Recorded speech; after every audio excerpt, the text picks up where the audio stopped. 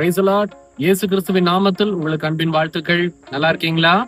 சங்கீதங்களின் புஸ்தகம் 70ஆம் அதிகாரம் 4ஆம் வசனத்தை நான் முதல் 3 வரியை நான் வாசிக்கிறேன், கவனிச்சு பாருங்க.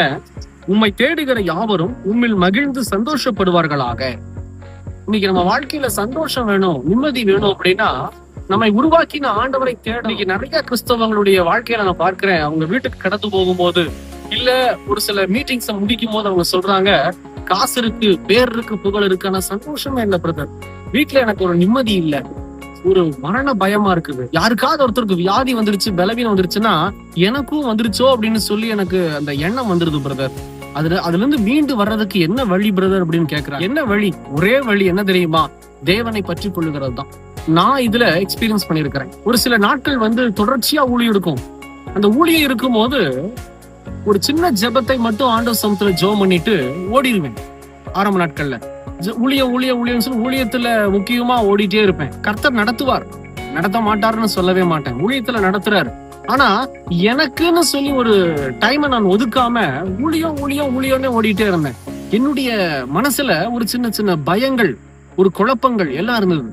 எனக்கு தெரியல ஏன் இந்த பயம், ஏன் இந்த குழப்பம்.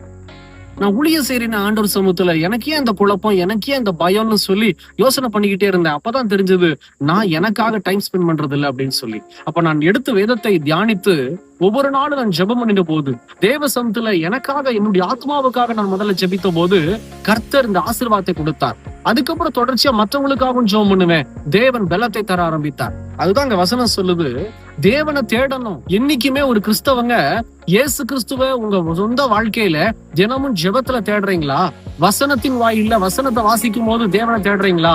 அப்பதான் ஆசீர்வாதம், அப்பதான் மன மகிழ்ச்சி. நீங்க கர்த்தரை தேடி பாருங்க, ஒரு பயங்கரமான ஒரு சந்தோஷமும் ஒரு தைரியமும் உங்க வாழ்க்கையில உண்டாயிருக்கும். எதை குறித்தும் நீங்க பயப்பட மாட்டீங்க. எந்த டைமும் நீங்க கலங்கி நிக்க மாட்டீங்க.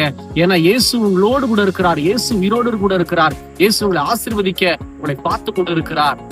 ஒப்பு கொடுங்க, மனம் திரும்புங்க, ஜெபிக்கலாம். மகன்களை கொடி உங்களை நேசிக்கிற நல்ல ஆண்டவரே, இந்த வேலைக்காக ஸ்தோத்திரம். தகப்பனே, இந்த செய்தியை கேட்டு யாரெல்லாம் மனம் திரும்பி இனி என் ஆண்டவரை நான் தேடும் போது நான் மன மகிழ்ச்சியாய் மாறுவேன், எனக்குள்ள ஒரு மகிழ்ச்சி வரும்னு சொல்லி நம்பி ஒப்பு கொடுத்து உண்மை தேடுகிறார்களோ, கர்த்தர் அவர்களை தகப்பனை மகிழ பண்ணுங்கப்பா.